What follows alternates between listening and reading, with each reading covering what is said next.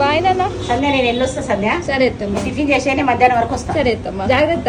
అత్తమ్మ చిలుపు వంట చేద్దామంటే బెండకాయలు తప్ప ఇంట్లో ఏం లేవు. అందుకోసమని టమాటా పప్పుతో కాంబినేషన్ మసాలా బెండకాయ ఫ్రై అయితే చేద్దాం అనుకున్నా. అందుకోసం ఫస్ట్ అయితే స్టవ్ పైన కడాయి పెట్టి 2 స్పూన్ల ఆయిల్ పోసి వేడెక్కిన తర్వాత కారంకి తగ్గట్టుగా ఎండుమిర్చి వేయించుకొని పక్కన తీసుకోవాలి. తర్వాత అదే కడాయిలో 2 స్పూన్ల పల్లీలు వేసి కొంచెం వేగిన తర్వాత 2 స్పూన్ల మినపప్పు, ఒక 2 స్పూన్ల శనగపప్పు వేసి వేగిన తర్వాత అందులోనే 1 స్పూన్ ధనియాలను వేసి వేగనివ్వాలి. చివరిగా నేనైతే 2 స్పూన్ల నువ్వులు, 1 స్పూన్ జీలకర్ర ఇందులోనే వేసి వేగనిచ్చాను. ఒకవేళ కావాలనుకుంటే సెపరేట్ గా కూడా వేయించుకోవచ్చు. పప్పులన్నీ వేగేలోపు ఇంకా బెండకాయల తడి ఆరిపోయినాయి. ఇప్పుడు ఒక్కో బెండకాయని 2 ముక్కలు చొప్పున కట్ చేసి పెట్టుకోవాలి. తర్వాత బెండకాయలన్నీ ఇలా మధ్యలోకి చీల్చి పెట్టుకొని చల్లారిన పప్పులన్నీ మిక్సీలో వేసి పసుపు, ఎల్లిపాయలు, రుచికి తగ్గ ఉప్పు యాడ్ చేసుకుని మెత్తగా పౌడర్ చేసుకోవాలి. ఇప్పుడు నేను వీడియోలో చూపిస్తున్న విధంగా చీల్చి పెట్టుకున్న బెండకాయల్లో ఈ పప్పుల పొడి అంతా నింపుకోవాలి. ఆ లోపు టమాటా పప్పు అయిపోయింది. ఇంకా వీటిని ఫ్రై చేసుకోవడానికి స్టవ్ పైన కడాయి పెట్టి ఆయిల్ పోసి వేడెక్కిన తర్వాత బెండకాయ ముక్కలన్నీ సెపరేట్ గా ఆయిల్ లో వేసుకుని మూత పెట్టాలి. ఒక 10 మినిట్స్ తర్వాత డైరెక్ట్ గా కలుపుకొని మిగిలిన పౌడర్ అంతా దీనిపైన చల్లేసి మూత పెట్టేసి వదిలేయాలి. తర్వాత ఒక 5-10 నిమిషాల్లోనే మనకు కావాల్సిన మసాలా బెండకాయ ఫ్రై రెడీ అయిపోయింది. ఏ మాట కమాట ఈ మసాలా బెండకాయ ఫ్రై తింటుంటే మళ్ళీ తినాలనిపిస్తుంది. టేస్ట్ అయితే సూపర్ గా ఉంటుంది. ఈ పప్పుల కాంబినేషన్ మీకేమిష్టం నాకు తప్పకుండా కామెంట్ చేయండి. వీడియో నచ్చితే ఒక లైక్ చేయడం మర్చిపోకండి మరి. Thank you.